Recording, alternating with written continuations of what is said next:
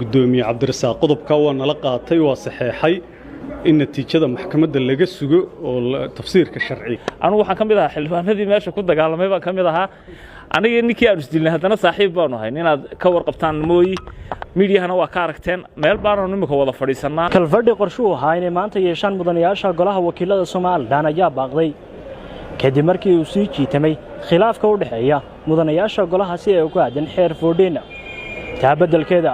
xubno mataliyay 46 xildhibaan oo dhawaan maxkamadda sare u gudbiyay warqad iyo gudoomiyaha golaha wakiilada ayaa yeeshay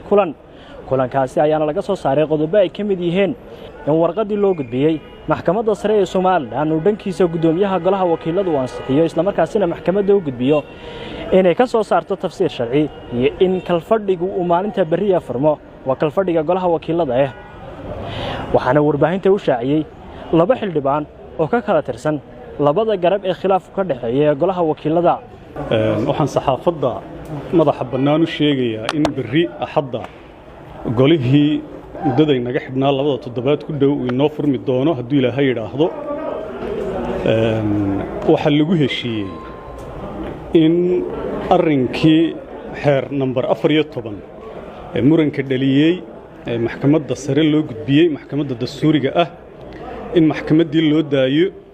gudoomiye cabdirasaaq qodobka waa nala qaatay waa saxeexay in natiijada maxkamadda laga sugo oo tafsiirka sharci maxkamadda qaranku maxkamadda sare maxkamadda dastuuriga ay ka bixin doonto xeerka laga warsugo ayaa saaka lagu heshiiyey wixii intaa ka horeeyay inta maxkamadda go'aanka soo saaraysana xeerarkii faraha badnaa ee waddanka u yaalay ee golaha hor yaalay inaan ka shaqayno miisaaniyaddii ku bilowno oo miisaaniyaddii doodeedii iyo faalaynteedii iyo ansixinteedii aanu gudagalno halka maanta intaasaa lagu heshiiyey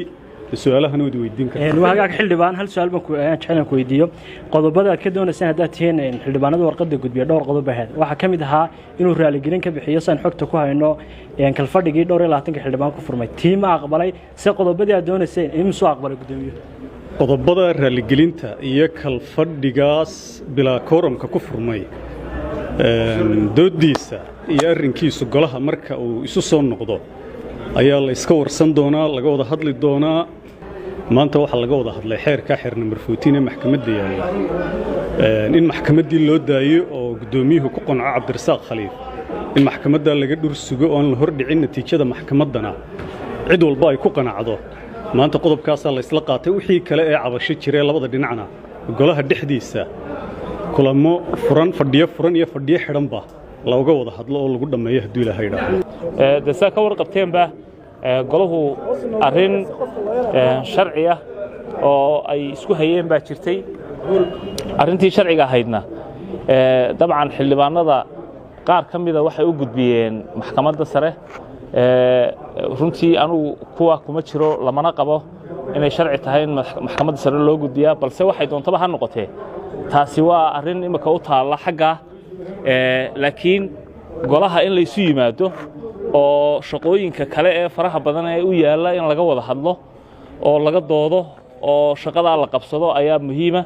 taasaana maanta ii sheegay muhiimadeedu noo ahayd taana maanta waxaan isla afgaranay sida ii sheegay warku igu soo gaadhay in shaqadaasi aanu qabsan doono haddii alla idmo oo aanu insha Allah beritoolo subax haddii alla idmo golaha iyaga iman doono shaqooyinkii kale golahu lahaa ee faraha badnaa ayaanaanu ka wada hadli doonaa haddii ilaahay nagu simo insha Allah marka dee arrintu waa taasun bix anigu waxaan aaminsanahay anigu waxaan ka mid ahaa xildhibaanadii meesha ku dagaalamay baan ka mid ahaa aniga ninkii aan isdilnay haddana saaxiib baanu ahay inaad ka warqabtaan mooyi miidiyahana waa ka aragteen meel baanu nimika wada fadhiisanaa oon isu nimaadnaa sheekaysanaa marka dee arrin sharciya waa la isku qaban karayaa laakiin shakhsiyan la iskuma hayo